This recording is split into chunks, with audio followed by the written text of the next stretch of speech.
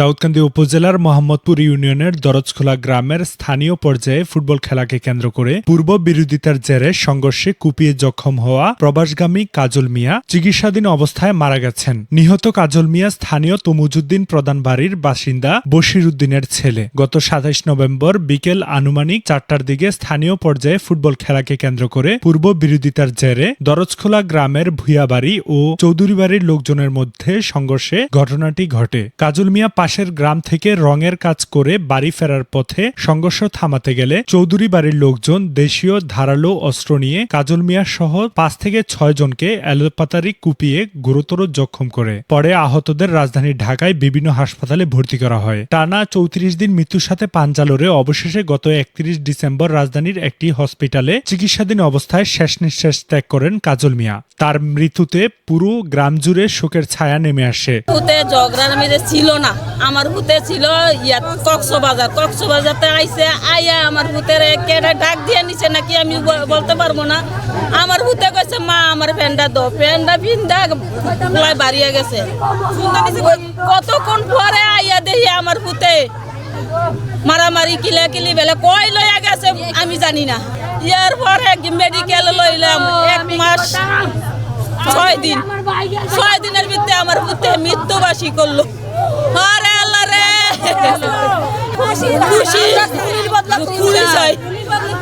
Football নিয়ে দরকার লাগছিল আগের দিন। এরপরে আমার ভাইয়ের ছেলে কাজে ছিল, কাজে থেকে তারা ফোন দিয়ে আনছে। ফোন দিয়ে আনার পরে তা করে যাই টুকটাক মারধর করছে। আমার ভাইয়ের ছেলে এমন ভাবে মারধর করছে, মানে জঘন্য একবারে ই করে ফেলছে, মানে এখানে মরার মতো গ্যাস পাইপ দিয়ে, এরপরে লোহার পাইপ দিয়ে, এরপরে যে স্টিলের গ্রিল দিয়ে তারা এমন পর্যায়ে মারছে। রান দাও, ছুরি, শাবল, টাসকেল, কুড়াল সব নিয়ে আসছে। নিয়ে আসার পরে তারা যাই যারা প্রথম নিয়ে গেছে ফোন দিয়ে তা করে টুকটাক মারধর করছে। এরপরে আমার ভাইয়ের ছেলেরা ফোন দিয়ে নিছে। আমার ভাইয়ের ছেলেরা এমন ভাবে রড দিয়ে মারছে তারা, মানে তারা এমন জঘন্য করেছে ওইখানেই পড়ে গেছে। শাশুড়ির কাছে এটাই আবদার করি যে খুব দ্রুত ভাবে ২৪ ঘন্টার মধ্যে আসামিদেরকে গ্রেফতার করে ফাঁসির অর্ডার যেন করে। ফাঁসিতে ঝুলতেছে, আমরা দেখতে চাই এই লোক যারা তারা মারছে ফাঁসিতে যাতে ঝুলে, যে এতটা থানার ডাক্তারি থানা আমগো এফিলের কেউ ছিল না ওইখানে। যার আরো ৪-৫ জন ছিল না, ওদের বাপ মা ওদেরকে নিয়ে এসে আমগো ছেলে কেউ আনে। তারপরে আমি যাইতেছিলাম আমার বাবার বাড়িতে খালাসোনা যাইতে স্যার, আমি অটোতে নামছি। নাইমা ওই রক্তাক্ত অবস্থায় পড়ে রয়েছে। এই সাইডে মহিলা পুরুষ, এই সাইডেও মহিলা, চাঁদের উপরও থাকা ভিডিও করতেছে, মানে কেউ একটু ধরে না। এরপরে দিয়ে আমি কিছি যাই ওরে আনছে আমার বুকের মধ্যে আগে নিছি, নিয়ে ওগুলো করতেছি আপনারা একটু কাপড় দেন, ওরা কেউ একটু কাপড় দেয় না। এরপরে দেখেছি আমার শরীরের কন্যা দিয়ে ওর মাথা বান্ধিছি দিয়া, এরপরে দিয়ে একটা অটো ওই মাইয়ার শ্বশুর আসছিল, শ্বশুরে দিয়ে একটা অটো থামাইয়া এরপরে ওরে আমি গরিপুর নিয়ে গেছি, গরিপুর সরকারি হসপিটালে নিয়ে গেছি। ওইখানে গিয়া মনে ডাক্তাররা 5 মিনিটও রাখে নাই, শুধু 2টা কোরামিন শুই দিছে আর একটা সেলেন পুস্টিং করে দিছে। দেওয়ার সাথে সাথে আমরা তারে ঢাকা মাউতাল মানে আইসিউতে দিছে। আর অ্যাম্বুলেন্সের মধ্যে ওই কী করছে মানে এটা বলার মতো না। আমরা মানে ওরা গেছিল ঢাকা এই সরকারি কলেজ মেডিকেল নেওয়ার লেগে মারছে আপনার মুসলিম জিলানি, এরপর দিয়ে হান্নান, মন্নান, রজব, জয়মিয়া, জামাল মুসলিম। 34 দিন ছিল, মানে 1 মাস 5 দিনে ছিল। এরপরে দিয়া ওরা মায়েরা যার যাইতেছে গা, মানে মোট কথা ওরা কেউই ধরে নেই। ওরা সবাই মাপ দিলে আমি ওর মাপ দিতে পারতাম না, ওরা আসামি করে কেন আমি ওর যে অবস্থা দেখছি আর যে ইয়া দেখছি মানে ওরে মাপ দেওয়ার মতো কিছু না। এ পর্যন্ত 1 মাস 6 দিন হয়েছে, এই পর্যন্ত একজন আসামি কোনো গ্রেপ্তার হয় না, একজন আসামি কোনো ধরা হয় না। আমরা 24 ঘন্টার ভিতরে প্রশাসনের কাছে জোর হাত দেওয়ার কইরা এবং দেশবাসী সবাই ঐক্যজোট হইয়া প্রশাসনের কাছে আমরা আকুল আবেদন করতে আছি এবং সরকারের কাছে 24 ঘন্টার ভিতরে এই কাজল খুনি হত্যার আসামি 24 ঘন্টার মধ্যে গ্রেপ্তার করতে হবে। এর মাধ্যমে গ্রেপ্তার করে আমরা তাদের জনগণের মাঝখানে তার ফাঁসি কার্যকর করতে হবে। ঘটনার সাথে জড়িতদের দ্রুত গ্রেফতার ও দৃষ্টান্তমূলক শাস্তির দাবি জানিয়েছেন নিহতের বাবা বশির উদ্দিন। আমার দাবি হইল প্রশাসনের কাছে আমার ছেলে হত্যার পরে এই পর্যন্ত একজন আসামিও গ্রেপ্তার হইতেছে না, বা আমার জোরালোভাবে আবেদন আমার এই আসামি আমি 24 ঘন্টার ভিতরে তাদেরকে গ্রেপ্তার করার সরকারের কাছে বা প্রশাসনের কাছে আমার আবেদন রইল।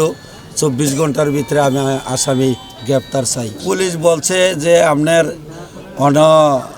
আমরা আসামি পাইতাছি না, তারা বলছে আমাদেরকে তথ্য দিতে, কিন্তু আমরা রুগী নিয়েই ব্যস্ত, বুঝেন না, হাসপাতালে দৌড়াদৌড়ি করছি, আমি কোনো তথ্য দিতে পারি নাই, আর কোনো আসামিও আপনার গ্রেপ্তার হয়নি। চাচা নজরুল ইসলাম মেম্বার সহ স্বজন ও এলাকাবাসী আমার ভাতিজার এই মজকের কসম আপনাদের কাছে রাখলাম। আমার ভাতিজার জন্য আপনারা সত্যিকার ভাবে যে ন্যায় কথা, ন্যায় বিচারের প্রয়োজন, আপনারা আমাদের পাশে থাকবেন, আমরা আপনাদের পাশে থাকব। এই ন্যায় বিচার পাওয়া পর্যন্ত আপনাদের কাছে খোদার দোহাই লাগে, আল্লাহ রাসূলের দোহাই লাগে। আমার ভাতিজা তো সেদিন ওই দিন খেলাতেও ছিল না, খেলার মাঠেও ছিল না, এর আগের দিন খেলাতেও ছিল না। আমার ভাতিজা পাশের বাড়ি থেকে রঙের কাম করে এই রাস্তা দিয়ে আসার পথে তার সমাবেশী একটা ছেলেকে মারতে দেখছে। দেখার পরে আমার ভাতিজা খালি কথাটা এতটুকুই বলছে, আয় হায় হায় রে, আপনারা যদি তারা মাইরা লাইতেছেন আর মাইরেন না কয়ে উবুতে ধরতে গেছে। আর এমনি করে আমার ভাতিজার এই মাথার পেছনে গ্যাসের পাইপ দিয়ে পিড়াইয়া আমার এই ভাতিজার এই মগজ মাথার থেকে বাইর করছেন আপনারা। আপনাদের কাছে মগজের কসম লাগে, যদি আমার ভাতিজার মগজগুলি পবিত্র হয়ে থাকে তাইলে কাল হাসরের মাঠ পর্যন্ত আপনাদের কাছে দাবি রইল আমার। যারা দোষী তাদেরকে দ্রুত সময়ের মধ্যে আইনের আওতায় আনবে, আমি এই প্রত্যাশা করি। আর বিশেষ করে যেহেতু দীর্ঘ 34-35 দিন যাবৎ তার এই চিকিৎসা বাবদ যারা ছিল, এখন তারা একটা প্ল্যানে ছিল যে আমার সন্তান সুস্থ হবে, এই প্ল্যানটা এখন আর নাই। এই জন্য তাদের পরিবারের প্রতি সমবেদনা জানাচ্ছি এবং দোয়া করি যাতে তারা এই দ্রুত সময় এই শোককে শক্তিতে রূপান্তরিত করে তারা তাদের স্বাভাবিক জীবনযাপন পরিচালনা করতে পারে। 1 জানুয়ারি বৃহস্পতিবার ময়নাতদন্ত সম্পূর্ণ হয় এবং পরদিন 2 জানুয়ারি শুক্রবার জানাজা এবং দাফন সম্পন্ন করা হয়। জানাজায় উপস্থিত ছিলেন দাউদকান্দি মডেল থানাধীন গৌরীপুর পুলিশ তদন্ত কেন্দ্রের ইনচার্জ মোহাম্মদ জাহাঙ্গীর আলম। কাজলের ওই হত্যাকাণ্ডে যারা সম্পৃক্ত তারা যেখানে থাকুক আমাদের হাতে তুলে দিবেন।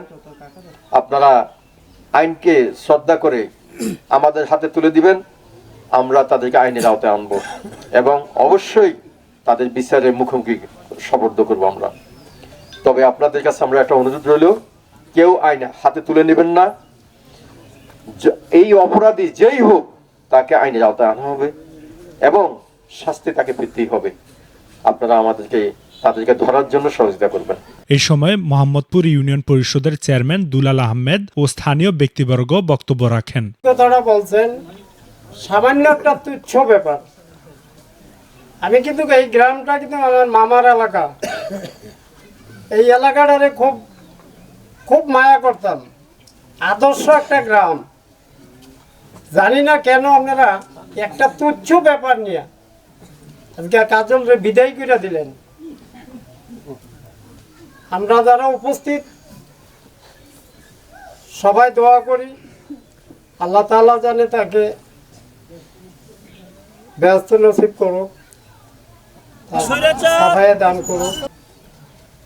অফিসার ইনচার্জ উপস্থিত আছেন, আমি অনুরোধ করব যাতে কোনো ফাঁকফুক না পায় আসামিরা। আমরা এই গ্রামের মানুষ সবাই অপেক্ষায় আছি আপনাদের আশায়, যাতে সুন্দর একটা শাসন পাই আমরা। আর অভিভাবক অনেকে এখানে উপস্থিত জায়নামাজে আছেন।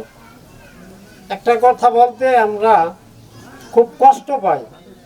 আপনার ছেলে, আদরের ছেলে, আদরের মেয়ে কোথায় যায়, কোথায় ঘুমায়, রাত্রে কখন বাসায় আসে, একটু দয়া করে যদি যার যার ছেলে সন্তান একটু শাসন করতেন, আজকে কাজলরে বিদায় হইতে হইতো না।